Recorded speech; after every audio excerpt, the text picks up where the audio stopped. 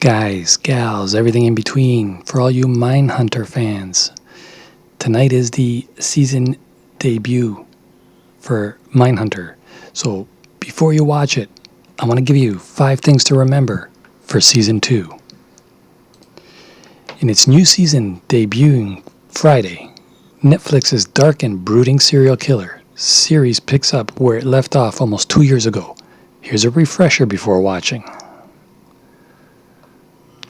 Nearly 2 years have passed since the Netflix serial killer drama Mindhunter dropped, but Season 2, which arrives Friday, picks up as if no time passed. When last we left the FBI's National Behavior Science Unit, it was 1977, and the unit was still fighting to persuade skeptics that interviewing serial killers was a worthwhile pursuit. And then things got dark, even for a show about serial killers. Understatement alert. Interviewing mass murderers seems very stressful. So does working in a basement. Little surprise then that the unit was a mess by the end of Season 1, with Special Agent Holden Ford, played by Jonathan Groff, in a panic attack, Special Agent Bill Tench, played by Holt McCallney, in a rage and a cloud of mistrust hanging over their teammates, Special Agent Greg Smith, played by Joe Tuttle, and the psychologist Wendy Carr, played by Anna Torv. When Season 2 opens, Holden is literally strapped to a hospital bed. What landed him there? And what was the deal with the audio tape? Here are some important details to keep in mind from Season 1. Before I go on, guys, just want to tell you guys, I appreciate all these new subscribers that I've been getting. If you want to become a subscriber as well, please do so. Subscribe to the channel, hit that like button, but make sure you hit the bell notification icon. That way you will be notified each and every time I have a new video. I am producing them daily. All for you guys. Hope you enjoy the content. Let's continue. 1. Holden's collapse. Pride goeth before a fall. Holden barely had time to bask in the glory of solving the murder of a 12-year-old girl near Atlanta before his world came crashing down. His girlfriend broke up with him. His colleagues were annoyed at his cockiness and methods, which had garnered some problematic press coverage, and were threatening to bring down the unit. Then, a hospital called to inform him that the serial killer and necrophiliac Edmund Kemper, played by Cameron Britton, had tried to kill himself, and listed Holden as his medical proxy. Minutes later, his boss, Unit Chief Shepard, played by Cotter Smith, revealed that investigators with the Office of Professional Responsibility had acquired taped evidence of a cover-up that placed the unit's fate in jeopardy, which meant someone on the inside had sold him out, and Bill, it was a bad 24 hours. Holden drove his sweet blue Chevy Nova to the hospital, where Kemper lay waiting for him. "Are we friends, Holden?" Kemper asked. "Well, maybe in a certain context." Kemper leapt up from the bed, noted the absence of the guards, noted how easy it would be to kill the young agent. "Why are you here, Holden?" he asked. "I don't know," Holden replied. As a new subscriber, as you're watching these videos, I just want to also mention, you guys can use this more like a podcast than a video. I do read a lot of text, so it'd be good for guys and gals and everything in between that just like to lie down or exercise and listen to YouTube instead of watching YouTube. This would be the right channel for you. Let's continue.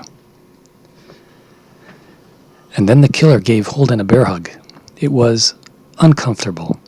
Holden escaped and collapsed in the hallway, panicked, hyperventilating. If there is such a thing as getting too close to the killers he studies, Holden just did it. Number 2 of 5. The tape. In Episode 9, Bill and Holden went to Joliet, Illinois, to interview Richard Speck, played by Jack Erdy, who in 1966 tortured and murdered 8 student nurses in a single night. In an effort to get a stonewalling Speck to open up, Holden used some terms that are unpublishable here. Let's just say he went an extra mile to speak the language of a rapist murderer. This is before Speck got angry and threw his pet bird into a ceiling fan. On the flight home, a visibly disturbed Tench offered Holden a little advice. There is no dishonor in losing at least the first 3 minutes of that tape. When Holden gave the tape to Agent Smith to transcribe, he made it clear that the offensive portion should be redacted. Smith complied, nervously, but Wendy caught a whiff of impropriety, digging the tape from Smith's desk. Something else hit the fan after Wendy and Shepard listened to the tape. Shepard decided to tie a bow on the cover-up, that the tape should be destroyed and the unit close ranks. but Smith secretly mailed the tape to the OPR anyway. Number 3. Bad vibes. In the Season 2 premiere, an angry shepherd mentioned sticking his neck out for Holden. With the Watergate scandal just a few years in the rearview, he should have known. The cover-up is often worse than the crime. Shepard tried in Season 1 to keep his unit out of the spotlight, relegating its operations to a windowless basement, for starters, but the tape and the press coverage spun things out of his control. There is also plenty of tension between Bill and Wendy when the new season begins.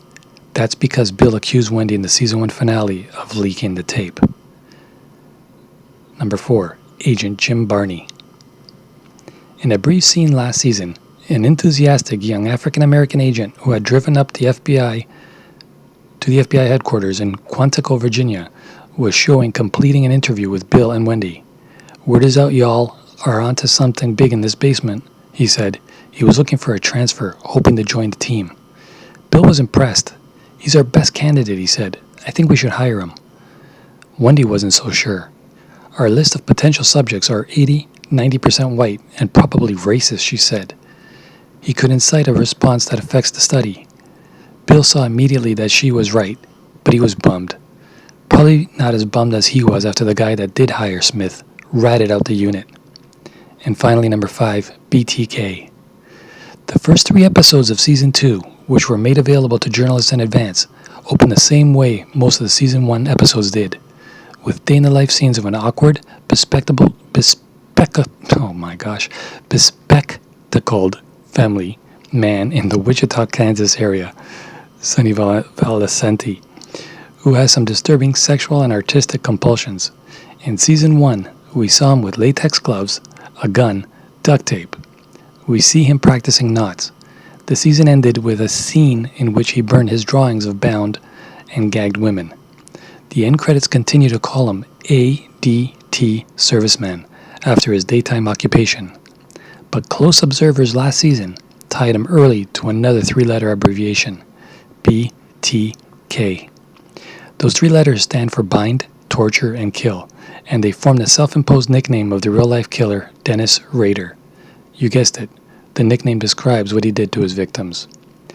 Guys, gals, everything in between, as I've stated in my other videos, and for those just watching this one as a first-timer, I do not edit my videos. As you can tell, sometimes I stutter, mix up my words, but I want it to be as authentic as possible, and that is why I do not edit my videos. I just play it from start to finish, record it from start to finish, no editing. I hope you enjoyed the video. I will be back with plenty more. I would really appreciate if you guys do subscribe. And to all the new subscribers and fellow subscribers that I had before, I appreciate you guys. I love you all. Have a good day. We will talk soon. Guys, gals, everything in between. I'm out for now.